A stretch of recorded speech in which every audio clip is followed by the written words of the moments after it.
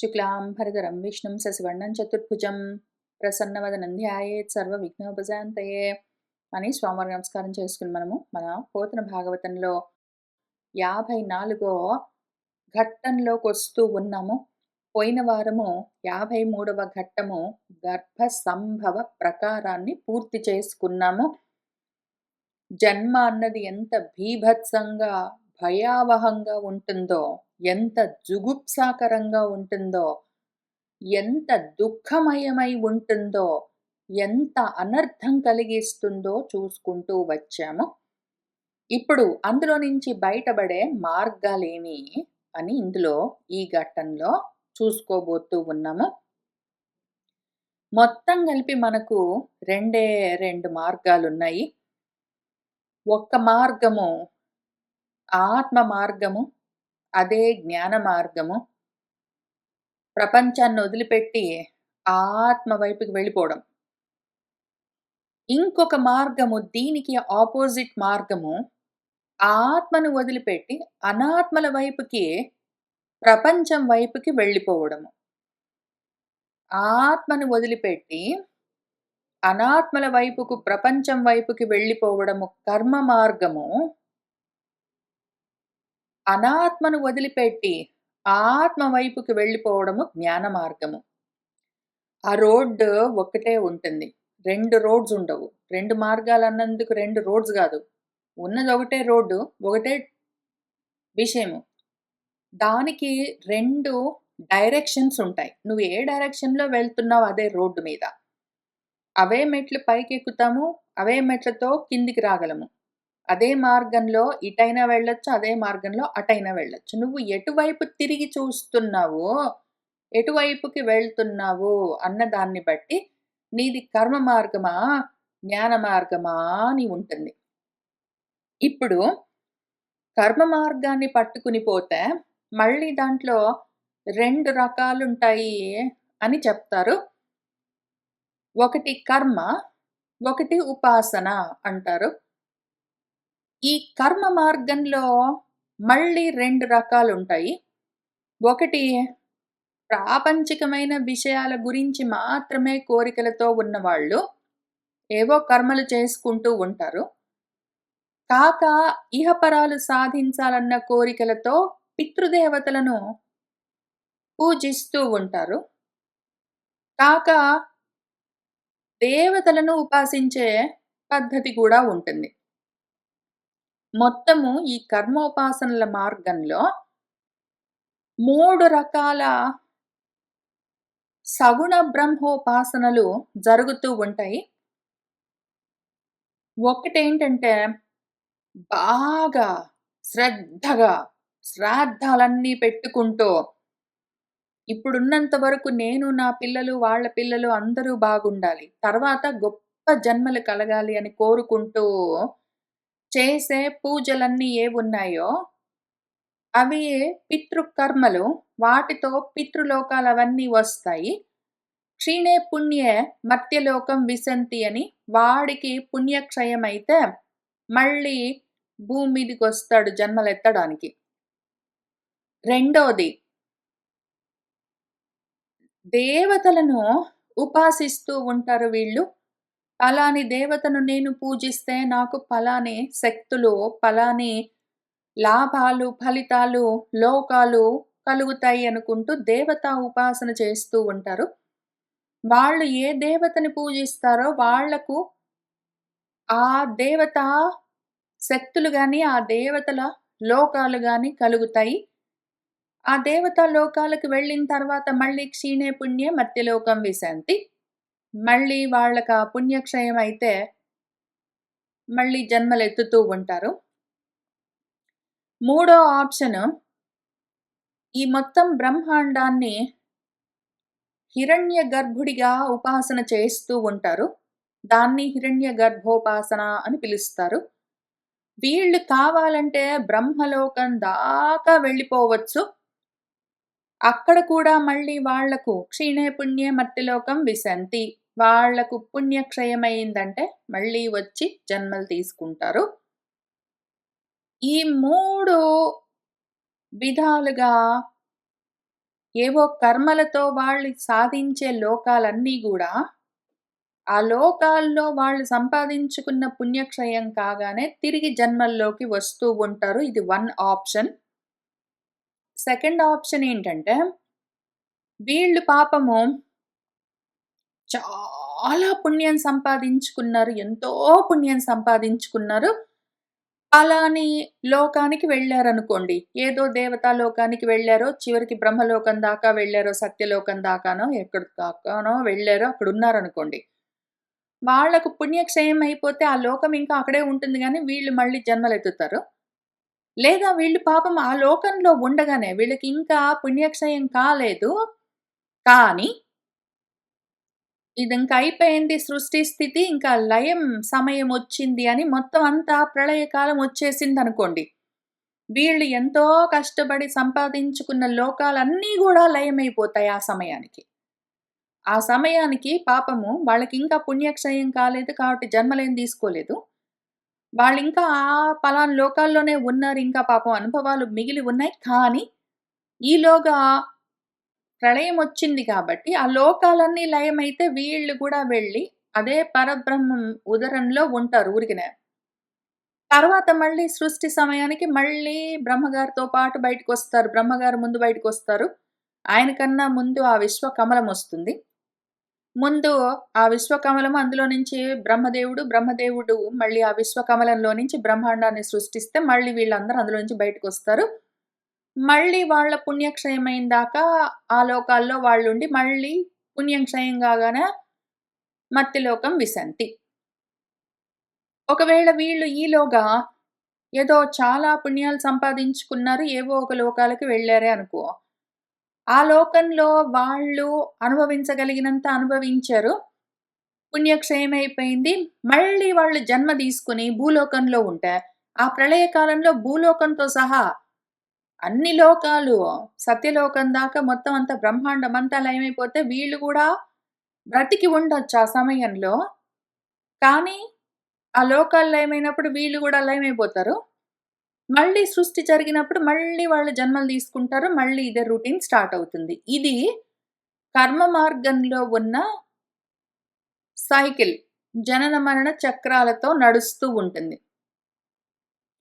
ఇది కాక దీనికి అపోజిట్ డైరెక్షన్‌లో ఒకవేళ వెళ్తే అదే దారిలో అనాత్మ వైపుకు కాకుండా ఆత్మ వైపుకు ప్రయాణం చేస్తే అప్పుడేం జరుగుతుంది? కర్మలన్నీ ఆగిపోతాయి. జ్ఞానం మాత్రం మిగులుతుంది. చివరికి జ్ఞానం మాత్రం మిగలడం గాదు. జ్ఞానంగా నేనొక్కడినే ఉంటాను. ఆత్మ ఇవ మిగిలిపోతాను. అహం బ్రహ్మ అస్మి. అది జ్ఞాన మార్గంలో సాధించే స్థితి. వీటి గురించి ఇంకిక్కడి నుంచి మన గురువుగారు ప్రవచనం చేయడం మొదలుబెట్టారు. దీన్ని అర్థం చేసుకోవడము కష్టము.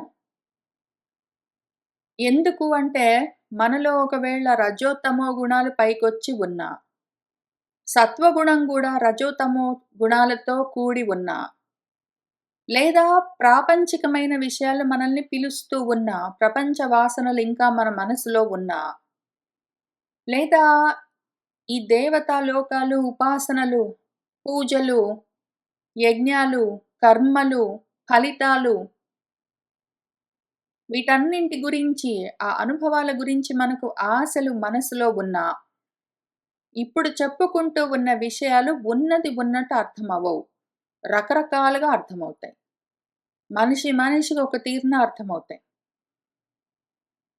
అందుకని ముందు మనం ఇంత చెప్పుకుని, ఇక్కడి నుంచి మొదలుపెడుతున్నాము. నేనింతవరకు మనకున్న మార్గాలేవి అని ఏమి చెప్పానో, అదంతా డైరెక్ట్‌గా మన మూల భాగవతము, వ్యాస భాగవతం నుంచే చెప్తూ వచ్చాను.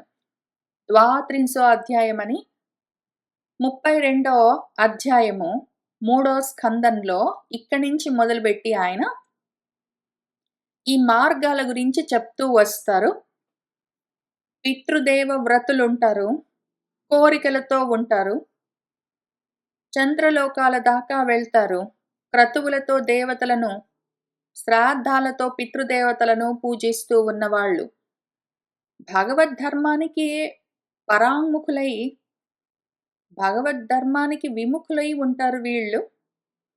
ఏవో కర్మలు చేస్తూ వాటి అర్థాలను ధరిస్తూ ఉంటారు. గృహమేధులు, గృహస్థాశ్రమంలో శరీరాల్లో ఉంటారు. గృహస్థాశ్రమ ధర్మాల్ని ఆచరిస్తూ ఉంటారు. వీళ్ళు ధర్మార్థ కామాలు అని త్రివిధ ఫలాల కోసం ప్రయత్నాలు చేసుకుంటూ ఉంటారు. మోక్షం గురించి వీళ్ళకి ఆలోచన ఉండదు అని ఆయన ఇంక ఇవన్నీ చెప్తూ వస్తారు. చాలా విషయాలు చెప్తూ మధ్య మధ్యలో మాటి మాటికి ఇంత చెప్తారు. కాబట్టి అమ్మ నువ్వేం చేయాలంటే ఇవన్నీ గాదు. సర్వభూతాల యందు హృత్కమలాల్లో ఉన్నది ఎవరో, శ్రవణ మాత్రం చేత అనుభవానికి వచ్చేది ఏ తత్వం ఉన్నదో దాని గురించే తెలుసుకో నువ్వు. సర్వభావాలతో దాన్నే చేరుకో అని ఇక్కడ 11వ పద్యంలో, మళ్ళీ వెంటనే 22వ పద్యంలో కాబట్టి తస్మాత్ త్వం నువ్వు సర్వభావనగా అన్ని విధాలుగా నీ మనసంతా పరమేష్ఠి స్థానంగా మాత్రము నిలబెట్టుకో. అదే నీకు ఆశ్రయము, అదే భజనీయ పదాంబుజము అని మళ్ళీ అదే చెప్తుంటారు. ఈయన ఇందులో ఏమి చెప్పారో దాన్ని ఇంతవరకు మనం చెప్పుకున్నాము. అదే మళ్ళీ ఇక్కడ పోతన గారు చెప్తారు. అయితే అక్కడక్కడ కొంచెము మారుతుంది. ఆ మారింది మనం మళ్ళీ సరి చేసుకుంటూ చూసుకుంటూ వెళ్దాం.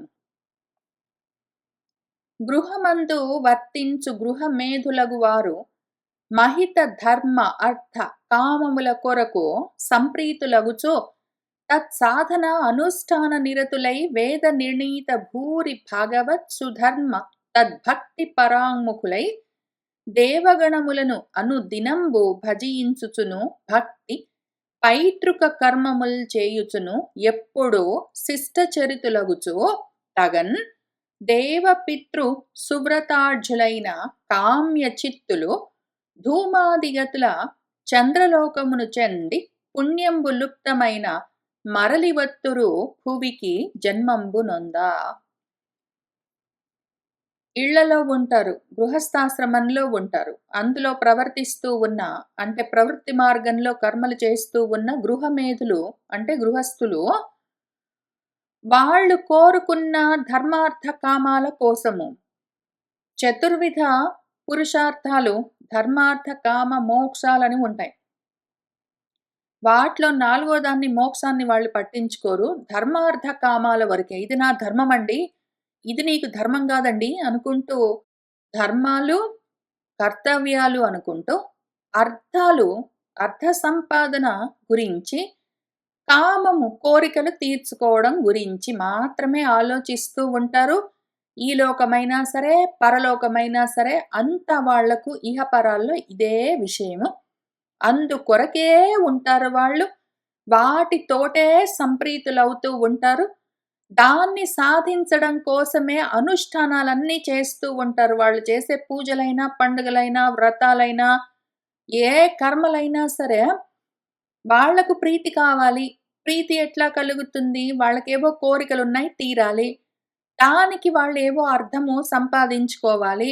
దాన్నేదో ధర్మం, ఇది నాకు ధర్మము, భ్రాతృధర్మము, పితృధర్మము, మాతృధర్మము, ఏదో శిష్య ధర్మము, గురుధర్మం, అన్ని రకాల ధర్మాలు పెట్టుకుని వాళ్ళు అదే పనిగా కర్మలు చేస్తూ అందులోనే నిరతిశయంగా వాళ్ళు అందులోనే నిరతులై ఉంటారు. ఇంకా అంతు లేకుండా అందులోనే ఉంటారు. కాబట్టి ధర్మార్థ కామాల గురించి ఎక్కడ చెప్పబడి ఉంటుంది? వేదాల్లో ఉంటుంది. ఆ వేదాలు ఎట్లా నిర్ణయించి చెప్పాయో అట్లానే వీళ్ళు భూరి భగవత్ సుధర్మ తద్భక్తి పరాముఖులు. వేదము చాలా క్లియర్గా నిర్ణయించి భగవత్ ధర్మాన్ని ఆత్మధర్మాన్ని కూడా చెప్తుంది. వాళ్ళు దాన్ని పట్టించుకోరు. దాన్ని కూడా ఒకవేళ ఉన్న ఉపనిషత్ వాక్యాల్ని కూడా కర్మపరంగానే అన్వయించుకుంటూ ఉంటారు. వాళ్ళకి చెవులో ఏది పడ్డా సరే కర్మపరంగానే అర్థమవుతూ ఉంటుంది. దానివల్ల నాకేంటి లాభం అనే మనసు చూస్తూ ఉంటుంది. ఆ రకంగా వాళ్ళు ఆత్మకు పరాంగుఖులై, ఆత్మ విముఖులై దేవతా గణాలను మాత్రము ఈ దేవతను పూజిస్తే నాకు బాగా బలమొస్తుంది. ఆ దేవతను పూజిస్తే నాకు భయం పోతుంది. ఈ దేవతను పూజిస్తే నాకు ఐశ్వర్యం కలుగుతుంది. ఆ దేవతను పూజిస్తే నాకు వీసాలొస్తాయి. ఈ దేవతని పూజిస్తే కాలేజీలో సీట్లొస్తాయి. ఆ దేవతను పూజిస్తే మార్ట్‌గేజ్ లోన్‌లొస్తాయని ఆ దేవతలకి ఏవో గుణాలుంటాయి మరి. ఈ దేవత చాలా కోపంతో ఉన్న దేవుడు. ఆ దేవత చాలా శాంతమూర్తి. ఆ దేవత చాలా విద్యతో కూడి ఉన్నది. ఈ దేవత చాలా ధనంతో కూడి ఉన్నది అని ఆ దేవతలకు ఉన్న గుణాలను బెట్టుకుని, ఆ గుణాలు మనకు కావాలి. ఆ దేవత మీద గూడా మనకేమి భక్తి లేదు. దేవత వల్ల మనకేమొస్తుంది అన్న ఆశలతో వాళ్ళు అనుదినము ఆ దేవతలను పూజిస్తూ ఉంటారు. ఆ రకంగా భజిస్తూ ఉన్న వాళ్ళు మహాభక్తితో పితృకర్మలు చేస్తూ ఉంటారు. శ్రాద్ధ కర్మలు చేస్తూ ఉంటారు ఎప్పుడు. పాపం మంచివాళ్ళు. శిష్టమైన చారిత్రం కలిగిన వాళ్ళు. మంచివాళ్ళు, దయతో ఉంటారు. దానాలు, ధర్మాలు చేస్తారు. ఎవరి దగ్గర ఏది అతిగా యాచించరు. ఏవో కష్టపడి కర్మలు చేసుకుంటూ ఉంటారు. ఉన్నదాన్ని మిగిలిన వాళ్ళతో పంచుకుంటారు. కానీ ఏది చేసినా సరే, ఆత్మ గురించిన ఆలోచన ఉండదు. అంతా అనాత్మల గురించి ఆలోచిస్తారు. ఏవో గొప్ప లోకాలొస్తాయి, గొప్ప సుఖాలొస్తాయి, గొప్ప పుణ్యాలొస్తాయని ఏంటో ఆలోచిస్తారు. అదొక్కటే గాని, లేకపోతే పాపం మంచివాళ్ళే. ఆ విధంగా ఆగుచూ ఉంటూ వీళ్ళు చక్కగా దేవతలను గాని, పితృదేవతలను గాని పూజిస్తూ ఉంటారు. అదే వ్రతంగా ఉంటారు వాళ్ళు. కామ్య చిత్తులు. కోరికలతో ఉంటారు. కామాలతో. ఇటువంటి వాళ్ళందరూ ధూమ మార్గంలో చంద్రలోకమును చెంది చంద్రలోకం దాకా వెళ్తారు వాళ్ళు. అక్కడ వాళ్ళకు వాళ్ళు సంపాదించుకున్న పుణ్యము వీళ్ళు పాపం శిష్ట మార్గంలో ఉంటారు. వాళ్ళు పాపం భక్తిగా దేవతలను, పితృదేవతలను పూజిస్తూ ఉంటారు. వేదం చెప్పిన విధంగానే ఉంటారు. ఈ రకంగా ఉన్న వాళ్ళందరూ వాళ్ళేవో పుణ్యాలు చేస్తారు గాబట్టి, ఆ పుణ్య ఫలాలుంటాయి. అవి లుప్తమయ్యేంత వరకు, అవి క్షయమయ్యేంత వరకు ఆ లోకంలో ఉండి, మళ్ళీ భువికి మరలి వత్తురు. మళ్ళీ క్షీణే పుణ్యే మర్త్యలోకం విశంతి అని జన్మమును పొందడం కోసం వస్తారు. ఇదొక మార్గము. అదియునుగాక. ఇప్పుడు ఈ పద్యాన్ని 2 ముక్కలు చేసుకొని అర్థం చేసుకోవాలి. ఈ 3 పాదాలు పైన మార్గానికి సంబంధించింది. 4 పాదం నుంచి కింద మార్గానికి సంబంధించిన విషయము.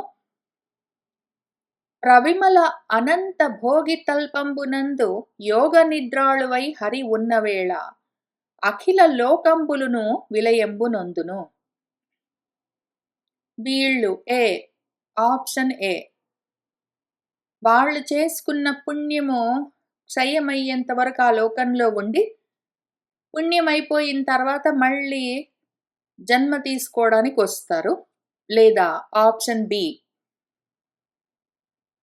ప్రవిమలమైన, నిర్మలమైన అనంత భోగి తల్పం పైన యోగ నిద్రలో ఉండి ఆ పరాత్పరుడు, ఆ పరమేశ్వరుడు అఖిల లోకాలను విలయం చెయ్యాలని కోరుకున్నప్పుడు మొత్తం అంతా అన్ని లోకాలను, అన్ని బ్రహ్మాండాలను మొత్తాన్ని, సకలాన్ని, నిఖిలాన్ని ఆయన లయం చేసేస్తాడు ఒక సమయంలో.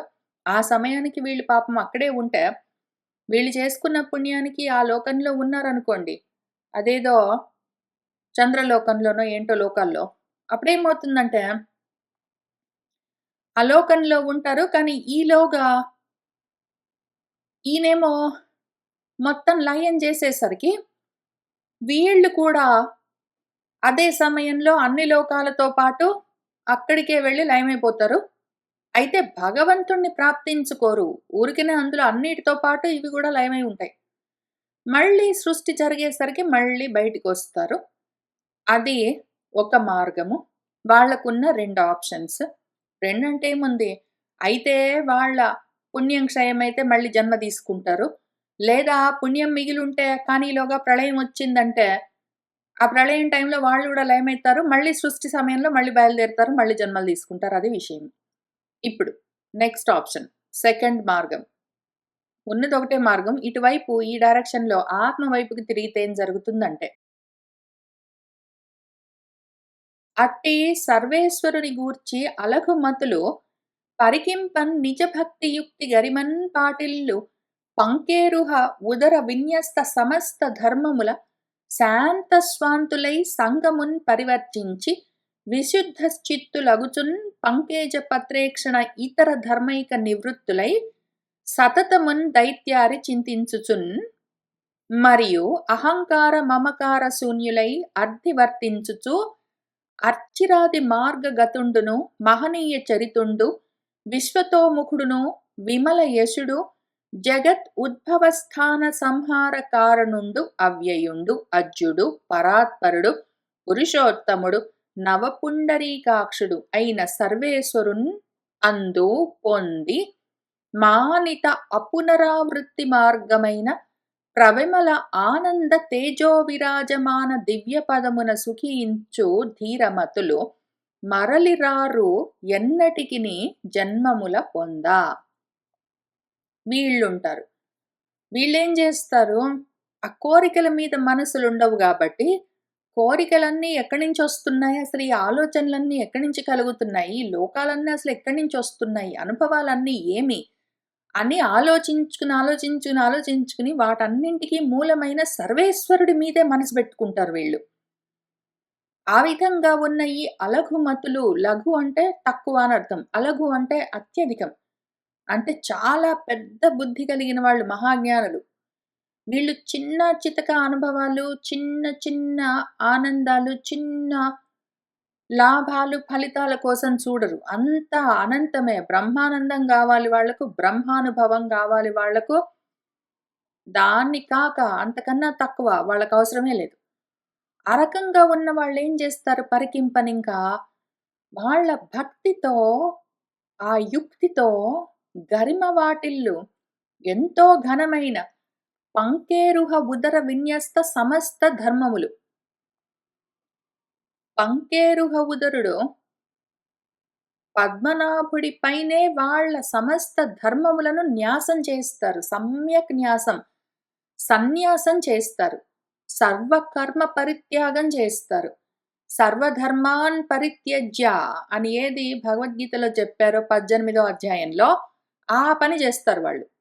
ఆ ధర్మం, ఈ ధర్మం గాదు. వీళ్ళు పాపము చిన్న చితక వాటికి ఆశపడి గృహస్థ ధర్మాలనుకుంటూ, ఈ ధర్మాలు గావాలనుకుంటూ, అవే ధర్మంగా చేస్తూ, పాపం ఆ ధర్మాల్లోనే ఉండి, అదే ఎంతో శ్రద్ధగా చేస్తూ, ఇంతకి వాళ్ళు సాధించేదేమి? వాళ్ళు తక్కువ రకం కోరుకుంటారు కాబట్టి తక్కువే కలుగుతుంది. వీళ్ళు అలఘుమతులు తక్కువెందుకు కోరుకుంటారు? అంతా గావాలి. అందుకని వీళ్ళు మొత్తం ధర్మాలను దాని మీద న్యాసం చేసేస్తారు. శాంత స్వాంతులై ఉంటారు. వాళ్ళ మనసు శాంతించి ఉంటుంది. కోరికలతో కదలదింక. మనసు మొత్తము ఉపశమించి ఉంటుంది. కదలదింక మనసు. లయమైపోయి ఉంటుంది. దాంతో సంగమున్ పరివర్జించి అన్ని రకాల ఆశలు, సంబంధాలు, బంధాలు, కోరికలు, సంకల్పాలు, ఫలితాలు అన్నింటినీ మొత్తాన్ని పరివర్జించి విశుద్ధ చిత్తులై ఉత్త శుద్ధ చిత్తం గాదు. చిత్తశుద్ధం మామూలుగా గాదు. విశేషమైన విపరీతమైన శుద్ధ చిత్తులై ఉంటారు వాళ్ళు. వాళ్లకు స్వాంతము అంటే అంతరంగము మనస్సుగా, బుద్ధిగా, అహంకారంగా ఉండదు. ఆ విధంగా అది శాంతించి చిత్తంగా పరిణమించి ఉంటుంది. వాళ్ళ అంతరంగము చిత్తమై ఉంటుంది. అది అహంకార, మమకారాలతో, రాగద్వేషాలతో, మనోబుద్ధులుగా, అహంకారంగా మార్పులు చెందదు. అసలు ఏ మార్పు లేకుండా చిత్తంగా అంటే వాసుదేవమై ఉంటుందది. చిత్తానికి వసుదేవుడు అని పేరున్నది. వసుదేవం అని చిత్తానికి పేరు. ఆ విధంగా అది వసుదైవమై ఉంటుంది. వీళ్ళు చిత్తాన్ని ఆ విధంగా తయారు చేసుకొని కూర్చుంటారు. పంకేజ పత్రేక్షణ ఇతర ధర్మైక నివృత్తులు. ఆ పంకజ పత్రుడు, పంకజ పత్రై అక్షుడు, పద్మాల్లాంటి కన్నులున్నవాడు. ఆయన ధర్మము, ఆత్మ ధర్మం తప ఇంక ఏ ధర్మము వాళ్లకు పట్టదు. సమస్త ధర్మాలను వదిలిపెడతారు. సమస్త అనాత్మ ధర్మాలను వదిలిపెట్టి, ఆత్మ ధర్మాన్ని మాత్రం పట్టుకుంటారు.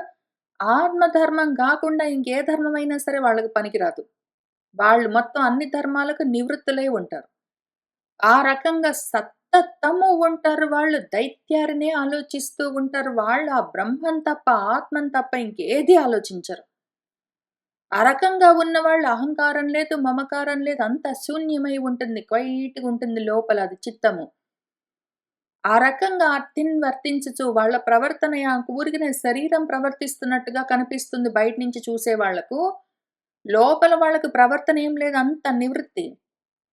ఇటువంటి వాళ్ళు అర్చిరాది మార్గంలో ఈ పైన వాళ్ళు మనవాళ్ళు చిన్న చితక లాభాల కోసం చూసుకున్న వాళ్ళు ధూమ మార్గంలో వెళ్తారు. అయితే కొంచెం గాదు మొత్తం అంతా కావాలి శాంతము. అసలు అంతమొద్దు అనంతం గావాలని కోరుకున్న వాళ్ళు అర్చిరాది మార్గంలో జ్యోతిర్మార్గంలో బయలుదేరుతారు. లోపలికి వెళ్తుంటారు. ఎందుకంటే లోపల ప్రకాశం ఆత్మంతా ప్రకాశం. ధూమ మార్గం, పొగ మార్గం అంతా అనాత్మ బయట ప్రపంచం. శరీరంతో సహా అందులో మనసుతో సహా మనసులో ఉన్న ఆలోచనలతో సహా ప్రతిదీ ధూమ మార్గం. ఆత్మ మాత్రం ప్రకాశం. ఆ మార్గంలో వాళ్ళెళ్ళిపోతూ ఉంటారు. ఆ ఆత్మ ప్రకాశాన్ని, ఆత్మ జ్యోతిని చూసుకుంటూ ఉంటారు. అటువైపుకెళ్ళిపోతూనే ఉంటారు వీళ్ళు.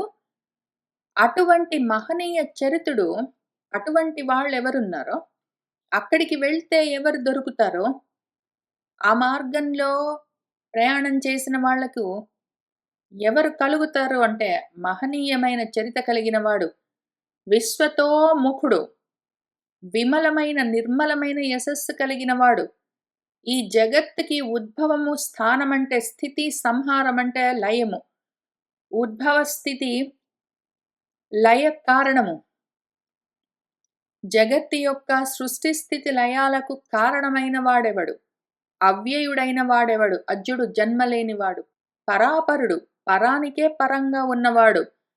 ఆ పురుషోత్తముడు నవపుండరీక అక్షుడు, ఆ సర్వేశ్వరుడు అక్కడికి వెళ్తారు వాళ్ళు. నడుస్తూ, నడుస్తూ, నడుస్తూ, నడుస్తూ లోపలికి ప్రయాణం మొదలుపెట్టి వాళ్ళు ఆ లైట్ ఎక్కడి నుంచొస్తుంది? ప్రకాశం ఎక్కడి నుంచొస్తుంది? ఆత్మ జ్యోతి ఎక్కడున్నదని చూసుకొని అటువైపు వెళ్ళిపోతూ ఉంటారు. అప్రకాశమైన చీకట్లతో కూడి ఉన్న తమస్సులతో నిండి ఉన్న అంధకార బంధురమైన అజ్ఞానపు చీకట్లలో నుంచి, అనాత్మల్లో నుంచి, ప్రపంచంలో నుంచి వెనక్కి తిరిగి వాళ్ళు ఆత్మ వైపుకి వెళ్ళిపోతూ ఉన్న వాళ్ళు చివరికి వీటన్నింటికి మూలమైన దాన్ని, పరానికే పరమైన దాన్ని, పరాత్పరాన్ని చేరుతారు. అక్కడికెళ్ళి వాళ్ళేం జేస్తారు? ఇంక తిరిగి రారు. ఇంకంతే. అక్కడికెళ్లారంటే, దాన్ని పొందారంటే, ఆ పునరావృత్తి, ఆ మార్గానికి ఫైనల్ అల్టిమేట్ స్థితి. ఇంక అక్కడ ఉండి ఏం జేస్తారంటే ఏమీ లేదు చేసేది. వాళ్ళు ప్రవిమలమైన, ప్రకృష్టంగా, విశేషంగా, నిర్మలంగా ఉన్న ఆనందమన్న ఆ తేజస్సుగా విరాజమానమై ఉంటారు. అటువంటి దివ్య స్థితిలో ఆ ధీరమతులు ఎప్పుడు సుఖిస్తూ ఉంటారు. వాళ్ళు తమ స్థితిలో, ఆత్మ స్థితిలో ఉంటారు. ఇంక ఎన్నటికిని వాళ్ళు మళ్ళీ జన్మలు పొందడం కోసము మరలి రారు. ఇది ఒక్క మార్గము. ఇదొక మార్గము. ఈ 17, 16, 15, 13లో చివరి లైన్ నుంచి ఏమున్నాయో ఇదంతా ఒక మార్గము. ఇది జ్ఞాన మార్గము. ఈ 13లో పైన సీసపద్యము, కింద తేటగీతలో 3 పాదాలు. ఇది ధూమ మార్గము, కర్మ మార్గము, అనాత్మ మార్గము. ఇప్పుడు ఇంతవరకొచ్చాం గదా! ఈ మార్గానికి ఎక్కువ ఎక్స్‌ప్లనేషన్ అవసరం లేదు. తేజో మార్గానికి, ఆత్మజ్యోతి మార్గానికి, ఆత్మ మార్గానికి ఎక్కువ ఎక్స్‌ప్లనేషన్ అవసరం లేదు. నువ్వు మొదలైతే బెట్టు అటువైపుకి వెళ్ళిపోతావు. ఈ బయటున్న మార్గానికి ఇంకా 36 మార్గాలుంటాయి. బయట అనాత్మ మార్గంలో పడిపోయామంటే ఎన్నో లోకాలుంటాయి, ఎన్నో అనుభవాలుంటాయి, ఎన్నో కోరికలుంటాయి, ఎన్నో ఫలితాలుంటాయి, ఎన్నో ఆశలుంటాయి, ఎన్నో జన్మలుంటాయి, మళ్ళీ ప్రళయాలుంటాయి, మళ్ళీ సృష్టులుంటాయి, మళ్ళీ జన్మలుంటాయి, మళ్ళీ మరణాలుంటాయి, వాటికి ఏమో ఉంటాయి.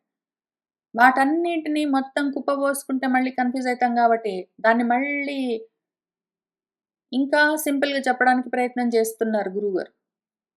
మరియు పరమేశ్వర దృష్టిచే హిరణ్య గర్భునుపాసించువారు సత్యలోకంబున ద్విపరార్థ అవసానంబగు ప్రళయంబు తనుక పరుండగు చతురాననున్ పరమాత్మ రూపంబున ధ్యానంబు చేయుచు ఉండి పృథివీ అప్ తేజో వాయు ఆకాశ మనస్ ఇంద్రియ శబ్దాది భూతంబులతోడన్ కూడా లోకంబును ప్రకృతియందు లీనంబు చేయ సర్వేశ్వరుండు సకల సంహర్తయ్యగు సమయంబున అగతాభిమానంబులు గలిగి బ్రహ్మలోకవాసులగు ఆత్మలో బ్రహ్మతోడన్గూడి పరమానంద రూపుండును సర్వోత్కృష్టుండును అగు పురాణ పురుషున్ పొందుదురు. కావున నీవు సర్వభూత హృదయ పద్మ నివాసుండును శృతానుభావుండును నిష్కళంకుండును నిరంజనుండును నిర్ద్వంద్వుడు అగు పురుషుని భావంబుచే శరణంబు నొందుము అని చెప్పి మరియును ఇట్లనియే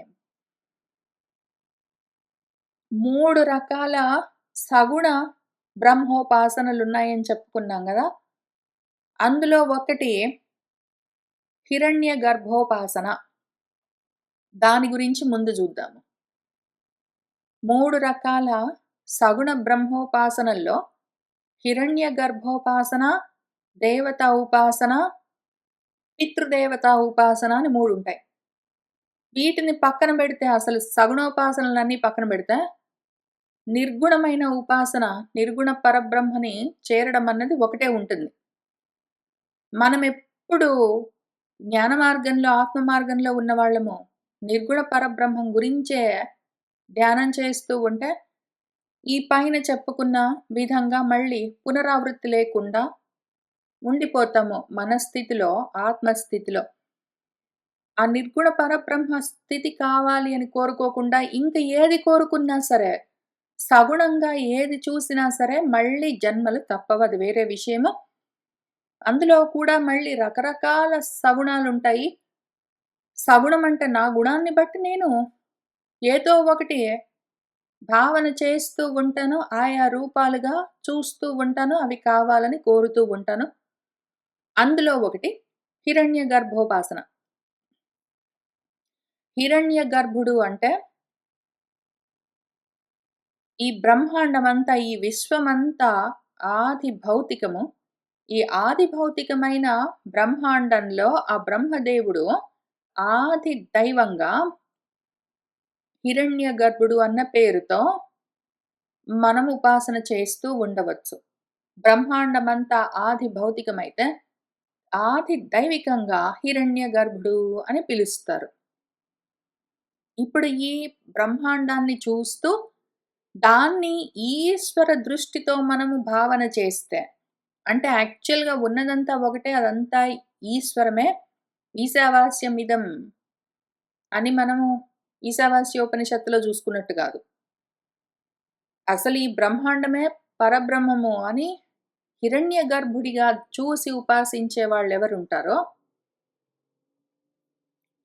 వాళ్ళు సత్యలోకం దాకా వెళ్ళొచ్చు. వాళ్ళు చేసుకున్న ఉపాసనను బట్టి, ఆ పుణ్యాన్ని బట్టి వాళ్ళు ఆ కర్మల ఫలితంగా సత్యలోకం దాకా వెళ్ళొచ్చు. సత్యలోకంలో అసలు ఆ హిరణ్య గర్భుడు, ఆ బ్రహ్మదేవుడే ద్విపరార్థాలు అక్కడ ఉంటాడు. ఆయనకి కాలమానం బ్రహ్మదేవుడికి మొత్తం ఆయుష్ కాలం ఎంత అంటే ఒక్క పరం. అందులో మొదటి 50 సంవత్సరాలు ఒక పరార్థము, ఇవతలి 50 సంవత్సరాలు ఇంకో పరార్థము. ఆ 2 పరార్థాల కాలం అంటే ఒక పరము మన బ్రహ్మదేవుడు బ్రహ్మదేవుడుగా ఉంటాడు సృష్టి నుంచి లయం వరకు. ఒకవేళ వీళ్ళు ఈలోగా సత్యలోకం దాకా వెళ్తే, అయితే ఆప్షన్ ఏ ఇందాక చెప్పుకున్నట్టు. వాళ్ళ పుణ్యం క్షయమైందంటే మళ్ళీ వచ్చి జన్మ తీసుకుంటారు. ఎందుకంటే ఇక్కడ పైన గూడా జెప్పారు. వాళ్ళు అక్కడి దాకా వెళ్ళి, మళ్ళీ వాళ్ళకక్కడ అయిపోయిందంట. కిందికి తిరిగొస్తారు అని. అదే విధంగా వాళ్ళు మళ్ళీ జన్మ తీసుకోవడానికి రావచ్చు. లేదా అసలు పాపం ఈ హిరణ్య గర్భుల వారే బ్రహ్మదేవుడే. ఆయన కాలమే అయిపోయి, ఆయనే వెళ్ళిపోవలసి వస్తే, ఆయన, ఆయనతో పాటు ఆయన బ్రహ్మాండము మొత్తం అంతా ప్రళయం అయిపోతే, అంతవరకు వీళ్ళు పాపం అందులో ఉంటే, ఇంకా ప్రళయ సమయంలో మొత్తం బ్రహ్మదేవుడు, ఆయన బ్రహ్మాండం అంతా ఎక్కడి నుంచొచ్చిందో అక్కడికి వెళ్లి లయమైపోతూ ఉన్న సమయంలో వీళ్ళు గూడా వెళ్ళిపోతారు. అంతవరకు ఆ ప్రళయకాలం తనుక అంతవరకు వాళ్ళక్కడే ఉండి, ఆ పరుడు చతురాననుడు ఎందుకు అంటే బ్రహ్మదేవుడు ఆయన కాలాన్ని పరము అని పిలుస్తారు. ఆయన స్థితిని పరమస్థితి అంటారు. దాన్నే పరమేష్ఠి అందుకనే ఆయన్ని పరమేష్ఠి అంటారు. ఆయనకు పరుడు అన్న పేరున్నది.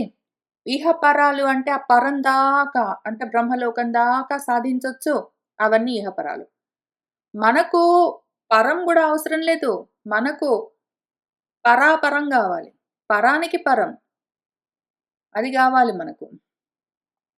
ఇప్పుడు ఈ పరుడు, ఈ చతురాననుడు, హిరణ్య గర్భుడు, బ్రహ్మదేవుడు, పరమేష్ఠి అని ఏ పేర్లతో ఉన్నాయో, ఆయన మళ్ళీ పరమాత్ముడు ఆ యోగ నిద్రలో ఉండి ధ్యానం చేస్తూ ఉన్న సమయంలో, ఈ భూమి, ఆ ఆకాశము, ఈ గాలి, ఆ నిప్పు, ఆ నీళ్ళు, మనస్సు, మిగిలిన ఇంద్రియాలు, శబ్దము, రూపము, రసము, గంధము మొదలైన తన్మాత్రలు, పంచభూతాలు ఏమున్నాయో అన్నీ కలిపి మొత్తం లోకాలన్నింటినీ చుట్టి, మొత్తాన్ని లయం చేస్తూ ఉన్న సమయంలో, ఆ సర్వేశ్వరుడు సకలాన్ని సంహారం చేస్తూ ఉన్న సమయంలో సర్వసంహర్త అయి ఉండగా, ఆ ప్రళయ సమయంలో ఇప్పుడు ఈ బ్రహ్మలోకం దాకా వెళ్ళిన వాళ్ళు కూడా మళ్ళీ అగత అభిమానులు. వాళ్ళకింకా అభిమానాలు పోవు. నేను ఎంతో గొప్ప పుణ్యాలు చేసుకున్నాను. గొప్పగా స్వాధ్యాయాలన్నీ చేశాను. ఎంతో జ్ఞానాన్ని సాధించాను. బ్రహ్మలోకం దాకా వచ్చాను. నేను ఋషిని, నేను మునిని, నేను దేవతను అని వాళ్ళకి ఏవేవో అభిమానాలుంటాయి. అభిమానాలు ఉంటేనే వాళ్ళను దేవతలని పిలుస్తారు. ఋషులైనా సరే, మునులైనా సరే, ఎవరైనా సరే. వాళ్ళందరూ రకరకాల లోకాల్లో ఉంటారు. బ్రహ్మలోకం, సత్యలోకం దగ్గర నుంచి మొదలుపెట్టి మహర్లోకం, తపోలోకం, జనోలోకం మొదలైన లోకాల నిండా ఉంటారు వీళ్ళు. ఈ లోకాల్లో సత్యలోకం, బ్రహ్మలోకం దాకా వెళ్ళిన వాళ్ళకి కూడా ఆ అభిమానాలుంటాయి. ఆ అభిమానాలతో ఉండడం చేత ఆ బ్రహ్మలోకంలో ఉన్నా గూడా వాళ్ళందరూ అక్కడి నుంచి అక్కడున్న ఆత్మలందరూ ఆ బ్రహ్మతో పాటే బ్రహ్మగారికే దిక్కులేదు. విపరార్థ అవసాన సమయంలో సమయంలో ఆయన గూడా లయమైపోతూ ఉంటే ఆయన లోకమే ఉండదంట. ఇంకా ఆ లోకంలో వీళ్ళెక్కడుంటారు? ఆయనతో పాటు ఆయన లోకంతో పాటు మొత్తం అందరూ. ఆ పరమానంద స్వరూపుడు, సర్వోత్కృష్టుడు, ఆ పురాణ పురుషుడు యోగ నిద్రలో ఉండగా ఆయనలోకెళ్ళి అన్నీ లయమై ఉంటాయి. అవి ఊరికనే నిష్క్రియగా వాటి వాటి వ్యాపారాలన్నీ ఆగిపోయి ఊరికనే ఉంటాయి క్వైయట్‌గా పీజెంట్ స్టేట్‌లో. మళ్ళీ సృష్టి సమయంలో బయటికొస్తాయి. కాబట్టి అమ్మ, నువ్వు సర్వభూత హృదయ పద్మ నివాసి ఇట్లాంటివన్నీ కోరుకోకు. ఇగో ఇట్లాంటివన్నీ కోరుకోకు. సత్యలోకం దాకా వెళ్తాను, బ్రహ్మలోకం దాకా వెళ్తానని కోరుకోకు. ఇవన్నీ తక్కువ లోకాలు.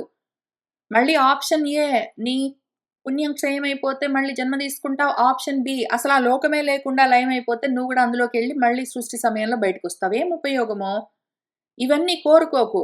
కాబట్టి నువ్వేం చెయ్యంట, సర్వభూత హృదయ పద్మాల్లో నివసించేవాడెవడున్నాడో, శృతానుభావుడెవరున్నాడో, నిష్కళంకమూర్తి, నిరంజనుడో, నిర్ద్వంద్వుడో అయినా, ద్వంద్వం లేనివాడు, అద్వితీయుడో అయినా ఆ తత్వమేమున్నదో పరబ్రహ్మము పరాత్పరమో అటువంటి ఆ తత్వాన్ని నీ సర్వభావాలతో, నీ భావనతో, నీ మనసుతో, నీ చిత్తంతో నువ్వు శరణు పొందు అని చెప్పారు. నువ్వు ఆ నిర్గుణ నిరాకారాన్ని కోరుకో. నువ్వు సగుణ సాకారాన్ని ఎంత దూరం కోరుకుని ఎంత గొప్ప లోకాలు పొందినా గూడా మళ్ళీ పుణ్యక్షయానికో, ప్రళయకాలానికో మళ్ళీ జన్మలకు తిరుగుతూనే ఉంటావు అని చెప్తూ ఉన్నారు. ఇక్కడ మన పోతన గారు అకారాన్ని వదిలిపెట్టారు. గతాభిమానులు గాదు. వాళ్ళకి అభిమానం లేదు గాబట్టి, ఆ బ్రహ్మలోక వాసులు పరమానంద స్వరూపంలోకి ఎళ్ళిపోవట్లేదు. గతాభిమానులు గాదు వాళ్ళు. అగతమైన వాళ్ళ అభిమానం ఇంకా పోలేదు. వాళ్ళలో ఆ అభిమానం ఇంకా చావలేదు గాబట్టి, వాళ్ళకు చావులుంటాయి. వాళ్ళు బ్రహ్మలోక వాసులు అయితే కూడా ఏం ఉపయోగం? మళ్ళీ జన్మలెత్తుతారు. ఇది అగతాభిమానము. మూలంలో చూపిస్తాను. కాబట్టి వాళ్ళు ఎంత గొప్పగా భూమి మీద జన్మల్లో ఉన్నప్పుడు వైరాగ్యంతోటి ఉండి, మనస్సును జయించి మరుత్తులయ్యి అన్నీ చేసి కూడా పురాణ పురుషుణ్ణి చేరిన తర్వాత కూడా ఎంతవరకు వెళ్తారు వాళ్ళు? ప్రధానం బ్రహ్మ వరకు వెళ్తారు. బ్రహ్మలోకం దాకా వెళ్తారు. ప్రధానం బ్రహ్మ అన్నా, శబ్ద బ్రహ్మమన్నా, సగుణ బ్రహ్మము, సాకారం అంతా అదే. అక్కడి దాకా యాంతి వాళ్ళు. మళ్ళీ ఉపయాంతి. మళ్ళీ ఆ ప్రధాన బ్రహ్మము, శబ్ద బ్రహ్మము, బ్రహ్మదేవుడు మళ్ళీ సృష్టి మొదలుపెట్టి ఆయనొచ్చి ఆయన తర్వాత ఆయన సృష్టి మొదలుపెడితే, వీళ్ళు గూడా ఉపయాంతికి తిరిగొస్తారు. అగతాభిమానాః వీళ్ళకు అభిమానాలింకా గతమవ్వలేదు, పోలేదు గాబట్టి. కాబట్టి నువ్వు ఇటువంటివన్నీ కోరుకోకమ్మా. సర్వభూతాల హృత్కమలాల్లో ఉన్నవాడు, శృతానుభావుడు. అటువంటి తత్వాన్ని నువ్వు శరణు వేడో అని చెప్తూ ఉన్నారు. మరెందుకో ఇక్కడ విడదీసే సమయంలో ఉపయాంతి అగతాభిమానాః అని కొంచెము సంస్కృతం తెలిసిన వాళ్ళకైనా గూడా అది విడదీయడం తెలుస్తుంది. మన పోతన గారు ఎందుకు దాన్ని గతాభిమానులని రాయాలనుకున్నారో మరి వారికి తెలియాలి. సకల స్థావర జంగమ ప్రతతికిన్ చర్చింపతానార్జుడై అకళంక శృతి గర్భుడున్ పరముడై ఉన్నట్టి ఈశుడు సేవక యోగీంద్ర కుమార సిద్ధ మునిదేవ శ్రేణి యోగ ప్రవర్తకమై తన్ను భజింపజూపు సగుణ బ్రహ్మంబు లీలాగతిన్. ఇది రెండో రకము. హిరణ్య గర్భోపాసన చూశాం కదా.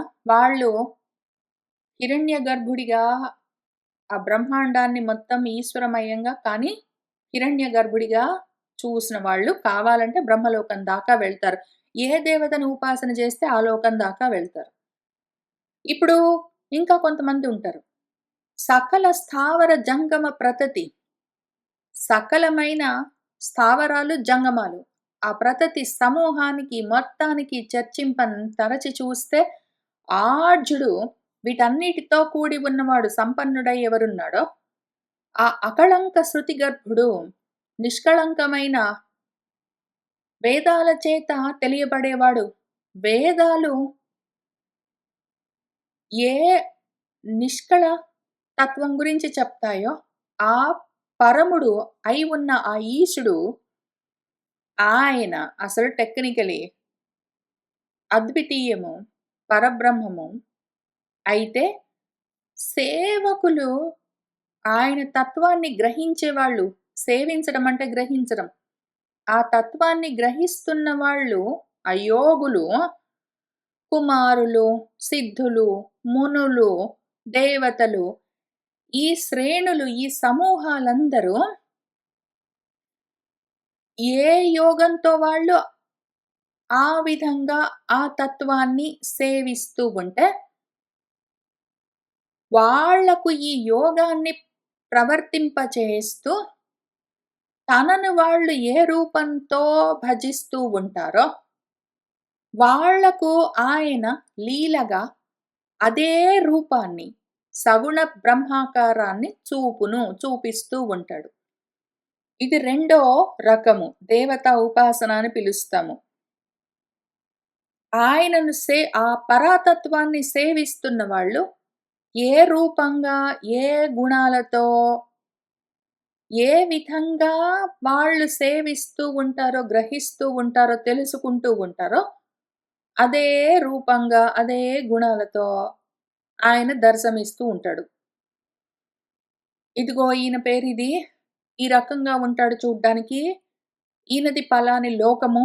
ఆ లోకంలో ఇట్లా ఉంటుంది అంటే, ఆయన ఆ రూపంతో, ఆ ఆకారంతో, అన్ని చేతులతో, అన్ని తలలతో, అన్ని కాళ్ళతో, అటువంటి స్థితిలో, అటువంటి లోకంలో ఆ కర్మలు చేస్తూ, ఆ పేర్లతో తెలుస్తూ ఉంటాడు.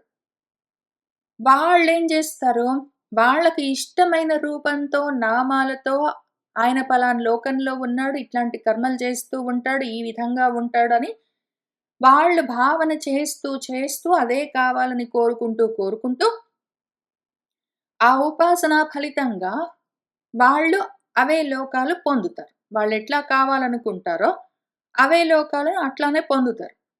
మళ్ళీ ఇంతే విషయము. క్షీణే పుణ్యే మర్త్యలోకం విశంతి ఆప్షన్ ఏ. వాళ్ళు ఎంత ఉపాసన చేసుకొని, ఎంత పుణ్యాన్ని సంపాదించుకొని, ఏ లోకం కావాలనుకుని వాళ్ళు వెళ్లారో, ఆ లోకంలో ఆ పుణ్యము క్షయమైన దాకా ఉంటారు. మళ్ళీ తర్వాత క్షీణే పుణ్యే మర్త్యలోకం విశంతిః. లేదా ఆప్షన్ బి. వాళ్ళు పాపం ఆ లోకంలో ఉండగానే, ఈలోగా మొత్తం లోకాలన్నీ లయమైతే, ఆ లోకాలతో పాటు వీళ్ళు గూడా లయమైపోతారు. అయితే మళ్ళీ ఆ లోకాలు సృష్టింపబడగానే మళ్ళీ వీళ్ళు జన్మ ఎత్తుతారు. ఇది రెండోది. దేవతా ఉపాసన. సగుణ బ్రహ్మోపాసనలో రెండో రకము. అట్టి సర్వేశ్వరుండు అయ్య ఈ కాలంబులందును తద్గుణ వ్యతికరమున జనియించుచుండును. ఈ చాడ్పున ఋషి దేవ గణములు తమ తమ కర్మ నిర్మిత ఐశ్వర్య పారమేష్ట్యములందు పురుషత్వమున పొంది అధికారములు వహించి వర్తించి క్రమ్మరవత్తురు. మరికొందరు ఆరూఢ కర్మానుసారమైన మనములను చాలగలిగి ధర్మముల యందు శ్రద్ధతో కూడి అప్రతిసిద్ధమైన నిత్య నైమిత్తిక ఆచార నిపుణులగుచు తగి రజోగుణ కలిత చిత్తములు కలిగి సకాములై ఇంద్రియ జయంబులేక పితృగణంబులను ఎల్లప్పుడూ పూజించుచు గృహంబుల యందు వర్తించి హరిపరాన్ముఖులగు వారు త్రైవర్గిక పురుషులు అని చెప్పన్బడుదురు. ఇటువంటి వాళ్ళు మనవాళ్ళు, వాళ్ళు యోగులు, కుమారులు, సిద్ధులు, మునులు, దేవతలు ఇటువంటి వాళ్ళందరూ ఏ ఏ రూపంగా పరమాత్మను దర్శిస్తూ ఉంటారో, ఆయా రూపాల్లో పరమాత్మ సగుణ బ్రహ్మంగా, సాకారంగా వాళ్ళు కోరుకున్న ఆకారాల్లో దర్శనమిస్తూ ఉంటాడు. అటువంటి సర్వేశ్వరుడు ఆయా కాలాల్లో ఆ గుణాలతో కూడి జన్మలు తీసుకుంటూ ఉంటాడు. ఈ చాడ్పున ఈ విధంగా ఋషి దేవ గణాలన్నీ వారి వారి కర్మ నిర్మితమైన వారు ఏ కర్మలు చేస్తూ ఉన్నారో వాళ్ళ కర్మానుసారంగా వాళ్ళు ఆయా లోకాలను నిర్మించుకుంటూ ఉంటారు అనుభవించడం కోసము. ఆయా ఐశ్వర్యాలను వాళ్ళే నిర్మించుకుంటూ ఉంటారు వాళ్ళు అనుభవించడం కోసము. దాంతో ఏవేవో పారమేష్టి పదాలన్నీ పరము అని పిలుస్తాం గదా! ఇహపరాల్లో. పరస్థానాలన్నీ పారమేష్టి పదాలు. అక్కడ ఉంటారు. అక్కడ పురుషత్వాన్ని పొంది, పలానా లోకంలో నేను ఋషిగా ఉంటాను. నేను బాగా ఎంతో గొప్పగా మహాజ్ఞానినయ్యానంటే నేను పరమ ఋషినవుతాను, బ్రహ్మ ఋషినవుతాను, లేదా మునినవుతాను, లేదా దేవతనవుతాను అనుకుని వాళ్ళేమనుకుంటారో, ఆ రకంగా వాళ్ళు ఆ కర్మలను బట్టి, వాళ్ళు అనుకోవడాన్ని, సంకల్పాన్ని బట్టి ఏవో కర్మలు చేస్తారు. ఆ కర్మలను బట్టి వాళ్ళేవో నిర్మించుకుంటారు. అందులో మళ్ళీ వీళ్ళే ఏం చేస్తారంటే, నేను వచ్చే జన్మలు ఇంక నేను ఎంతో గొప్పగా జ్ఞానాన్ని సంపాదించి నారదుడినవుతాను అని అట్లా అనుకుంటారు. ప్రతి వాళ్ళకి ఏవో అధికారాలుంటాయి. వాళ్ళే తయారు చేసుకుంటారు. ఆ పురుషత్వాన్ని ఏవో రూపాలను పొందుతారు వాళ్ళే. దేవతలుగానో, ఋషులుగానో, మునులుగానో, సిద్ధులుగానో, యోగులుగానో వాళ్ళు ఆ రూపాలను వాళ్ళే తెచ్చుకుంటారు. ఏవో అధికారాలు వాళ్ళే తెచ్చుకుంటారు. వాటితో వాళ్ళే ప్రవర్తిస్తూ ఉంటారు. క్రమ్మర మళ్ళీ తిరిగి ఎంతవరకు వాళ్ళు పుణ్యం చేసుకున్నారో, ఎంత కావాలనుకున్నారో అంతవరకు ఆయా లోకాల్లో వాళ్ళే నిర్మించుకున్న లోకాల్లో వాళ్ళే ఉండి, ఇంక అయిపోయిందంటే మళ్ళీ వచ్చి మళ్ళీ జన్మెత్తుతూ ఉంటారు. లేదా ఏదో ప్రళయకాలం వచ్చిందంటే లోకాలతో సహా వీళ్ళు గూడా వెళ్ళిపోతారు. మళ్ళీ లోకాలన్నీ సృష్టింపబడితే వస్తారు. ఇంకొక కొందరుంటారు. మరికొందరు. వీళ్ళింకొక రకము. వీళ్ళు ఆరూఢ కర్మానుసారమైన మనసులతో ఉంటారు. ఇంక వీళ్ళ మనస్సులు మొత్తము కర్మే. మనకు కర్మ, ఉపాసన మార్గం అని జెప్పుకున్నాం గదా! ఉపాసనలో పైన 2 జెప్పుకున్నాము. ఒకటి చతుర్ముఖ బ్రహ్మను బ్రహ్మాండంలో మొత్తాన్ని కలిపి ఆది దైవతంగా హిరణ్య గర్భుడు అని ఉపాసన చేయడం ఒక పద్ధతి. లేదా దేవతలుగా, ఋషులుగా, మునులుగా, సిద్ధులుగా, యోగులుగా కోరుకున్న రూపాలతో భగవంతుణ్ణి సాకారంగా భావన చేసి ఆయా లోకాలను పొంది వాళ్ళేంటో చేస్తూ ఉంటారు. ఇంకా కొంతమంది అసలు ఉపాసన ఈ 2 రకాల ఉపాసనలు గూడా లేవు. ఇంక మరి డైరెక్ట్ కర్మలు. ఆరూఢము. యోగారూఢ స్థితి గాదు. ఆరూఢమైన కర్మస్థితి వీళ్ళు. దాన్ని అనుసరించే ప్రవర్తిస్తూ ఉంటారు. వాళ్ళ మనసులు దాన్ని బట్టే నడుస్తుంటాయి. చాలా అందులోనే ఉంటుంది వాళ్ళ మనసంతా. దాంతో అవే ధర్మాలు. వాళ్ళ మనసులకి ఏవి ధర్మమని అనిపిస్తాయో ఆరూఢమైన కర్మలన్నీ నా ధర్మాలనుకుంటారు. కర్తవ్యాలు, కర్మలన్నీ నా ధర్మాలనుకుని వాళ్ళు, అనాత్మ ధర్మాలన్నింటిని బెట్టుకొని ఆత్మ ధర్మాన్ని వదిలిపెట్టి, కానీ మాత్రం పాపం శ్రద్ధతో అప్రతిషిద్ధమైన ఇక్కడ షిద్ధము షకారం ఉండాలి. అప్రతిషిద్ధము. ప్రతిషేధము కానీ అంటే నిషేధము కాని, నిషిద్ధమైనవి కాని కర్మలు ఏవున్నాయో, నిషిద్ధ కర్మల్ని వదిలిపెట్టి, నిత్య కర్మలు, నైమిత్తిక కర్మలు అని వీటిని చూసుకుని, ఈ కర్మలను ఆచరిస్తూ ఉంటారు. కానీ శ్రద్ధగా ఆచరిస్తారు. మహాభక్తితోటి ఆచరిస్తారు. ఇదే నా ధర్మం అనుకుంటారు. ఆ రకంగా ఉంటారు. ఆ ఆచార నిపుణులు వాళ్ళు. అసలు వాళ్ళకి ఎంత స్పెషలైజేషన్ ఉంటుందందులో. ఈ కర్మలు చేయడంలో వాళ్ళకి పూజలు, యజ్ఞాలు, అగ్నిహోత్రాలు, వ్రతాలు ఇటువంటివన్నీ చేయడంలో నిత్య కర్మలు, నైమిత్తిక కర్మలు ఇవి చేయడంలో నైపుణ్యం ఉంటుంది. వాళ్ళు రజోగుణంతో కూడిన మనసులతో ఉంటారు. సకాములు. వాళ్ళు కామ్య కర్మలు కూడా చేస్తూ ఉంటారు. నిత్య కర్మలు, కామ్య కర్మలు చేస్తూ ఉంటారు. ఇంద్రియ జయం ఉండదు వీళ్లకు. పితృగణాల వెంటబడతారు. పితరులు మాకేంటో చేస్తారని శ్రద్ధగా శ్రాద్ధాలన్నీ చేస్తుంటారు ఎల్లప్పుడూ. ఆ విధంగా పూజిస్తూ గృహాల్లో ఉంటారా గృహస్థులు. హరిపరాన్ముఖులు, ఆత్మ విముఖులు వాళ్ళు. వీళ్లను త్రైవర్గిక పురుషులు అని పిలుస్తారు. 4 వర్గాలుగా ఉన్న పురుషార్థము ధర్మార్థ, కామ, మోక్షం అనేముండదు వాళ్లకు. చతుర్విధ పురుషార్థం అవసరం లేదు. పరమ పురుషార్థం అవసరం లేదు. వాళ్ళకు 3 కావాలి. ధర్మ, అర్థ, కామాలు కావాలి. ఎవరు వీళ్ళు? మన వాళ్ళు. ఇక్కడున్న వాళ్ళు. ఇంక వీళ్ళ గురించే చెప్తున్నారు. ఆ గృహాల్లో ఉంటారా గృహమేధులు. ఆ గృహాల్లో ఉండి ఆ గృహమేధులు అవే పనులు చేసుకుంటూ ప్రవర్తిస్తూ ఉంటారు. వాళ్ళేమవుతారు? మళ్ళీ మళ్ళీ జన్మాలు పొందుతూ ఉంటారు మన వాళ్ళు. వాళ్ళు. వాళ్ళను త్రైవర్గిక పురుషులంటారు. ఇక్కడ ఒకవేళ మీరు క్లిక్ చేశారంటే త్రైవర్గిక పురుషులెవరు అని అనుయుక్తాల్లో పారిభాషిక పదాల్లో వస్తుంది. వీళ్ళు ధర్మార్థ కామాల్ని కోరుకునే వాళ్ళు. 4వది వాళ్ళకవసరం లేదు.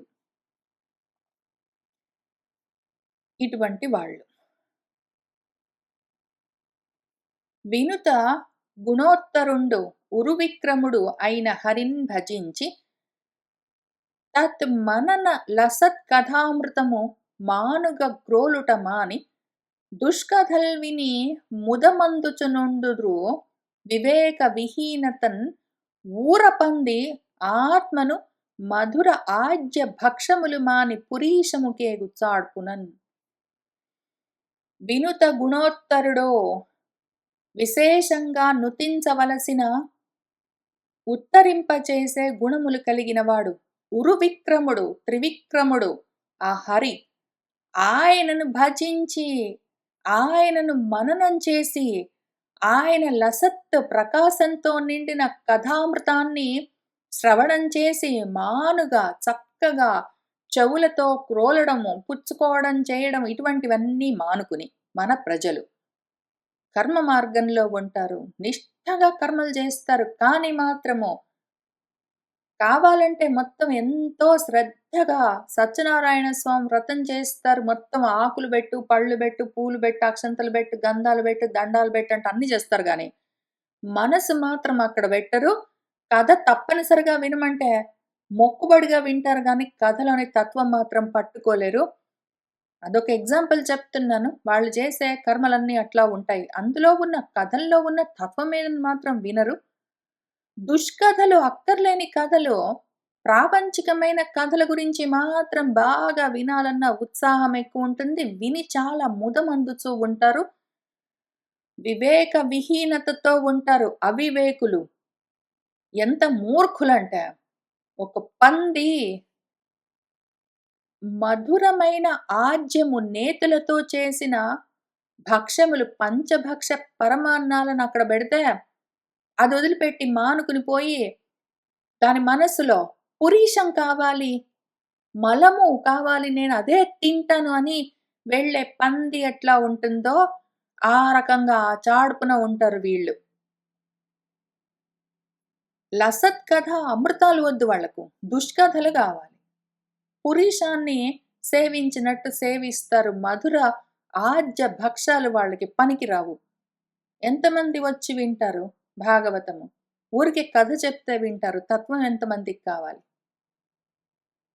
అలవడ ధూమ మార్గ గతులై పితృలోకము పొంది పుణ్యమున్ పలసిన వారు తొంటి తమ పుత్రులకు తగ తాము పుట్టి విహ్వలమతి గర్భగోళ పతనాది పరేత ధరాగతాంతమై వెలసిన కర్మము ఇందు అనుభవింతురో కావున నీవు భామిని వినో సర్వభావముల పరముని అనగున్ అనంతున్ ఈశున్ పురుషోత్తమును సత్మనమున భజింపుము ముదమున పునరావృత్తి లేని ముక్తి లభించున్. అలవడ కాబట్టి అలవాటు ప్రకారం అదే మార్గం పట్టుకొని వెళ్ళిపోయావంటే, అలవాటయిందనుకుంటూ నువ్వు అర్థం చూసుకోకుండా, తత్వం గురించి ఆలోచన లేకుండా, ఆత్మ విచారణ లేకుండా, ఊరికే దైహికంగా కర్మలు చేసుకుంటూ వెళ్ళిపోయావంటే, ధూమ మార్గంలో పడిపోతావు. చీకట్ల మార్గంలో అంధకారంతో నిండిన కూపంలో పడి ఉంటావు. ఆ రొంపిలో కావాలంటే పితృలోకం దాకా వెళ్తావు, లేకపోతే ఏదో దేవతాలోకాల దాకా వెళ్తావు, లేకపోతే సత్యలోకం దాకా వెళ్తావు. ఏమవుతావు చివరికి?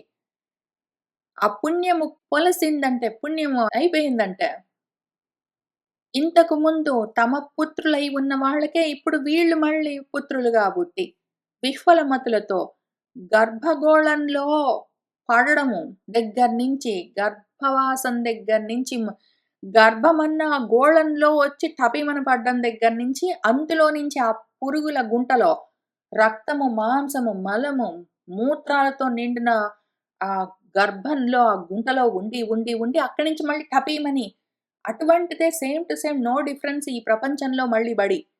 మళ్ళీ పరేత ధరా గత అంతం వరకు. పరేత ధర అంటే శ్మశానము. అందులో అంతమైపోయిందాకా శ్మశానాంతం వరకు. కడుపులో పడ్డ దగ్గర నుంచి శ్మశానంలో అంతమయ్యేంత వరకు ఇంకిదే కర్మలు చేస్తూ, అవే అనుభవిస్తూ అట్లానే ఉంటారు వీళ్ళు. కాబట్టి ఓ భామిని నీవేం చెయ్యాలంటే, విను జాగ్రత్తగా చెప్తున్నాను. ఎన్ని సార్లైనా చెప్తాను. మాటి మాటికి చెప్తాను. సంస్కృతంలో చెప్తాను, తెలుగులో చెప్తాను, కన్నడంలో చెప్తాను, ఇంగ్లీష్‌లో చెప్తాను, అన్ని భాషల్లో చెప్తాను. నువ్వు అర్థం చేసుకోవడం ముఖ్యం. సర్వభావాలతో అన్ని విధాలుగా ఆ పరముణ్ణి పట్టుకో. తక్కినవన్నీ వదిలిపెట్టు. పరం అంటే మళ్ళీ బ్రహ్మదేవుడని అక్కడికి పట్టుకోకు. అంతవరకెళ్ళావంటే మళ్ళీ అక్కడి నుంచి మళ్ళొస్తావు. ఆ బ్రహ్మ భువనాత్ లోకాః మొత్తం అన్నీ పునరావర్తినః అర్జున అని చెప్పలే? కాబట్టి ఎంత దూరం వెళ్ళినా మళ్ళీ వస్తావు. అట్లా రాకుండా వెళ్ళిపోయే మార్గం జూసుకో. ఆ అనఘుడు అనంతుడు, ఈశుడు, పురుషోత్తముడు ఎవరు అని చూసుకో. ఆ సత్తుని మనసులో పెట్టుకో. అసత్తులన్నీ పెట్టుకోకు. ఆ సత్తుని మనసులో పెట్టుకొని భజిస్తూ ఉండు. ముదముతో ఉండు. సంతోషంగా, శాంతిగా ఉండు. మళ్ళీ ఇంకా పునరావృత్తి లేకుండా మళ్ళీ ఈ ఆవృత్తి జన్మ మరణము, జన్మ మరణము, జన్మ మరణము, ఈ లోకం ఆ లోకం దాకా వెళ్ళడం, అక్కడ పుణ్యం క్షయమైపోవడం, మళ్ళీ వచ్చి టపిమని ఇందులో మళ్ళీ గర్భవాసం చేయడం, అక్కడి నుంచి మళ్ళీ భూలోకంలోకి రావడం, మళ్ళీ మరణించడం, మళ్ళీ ఏదో లోకాలకు వెళ్ళడం. ఈ ఆవృత్తి, ఈ సైకిల్ మళ్ళీ పునః తిరిగి లేకుండా పోయే విధంగా ఉండాలంటే, ఆ ముక్తి కావాలంటే నువ్వు ఇట్లా చెయ్యి, నీకు తప్పకుండా లభిస్తుంది అని చెప్తూ ఉన్నారు.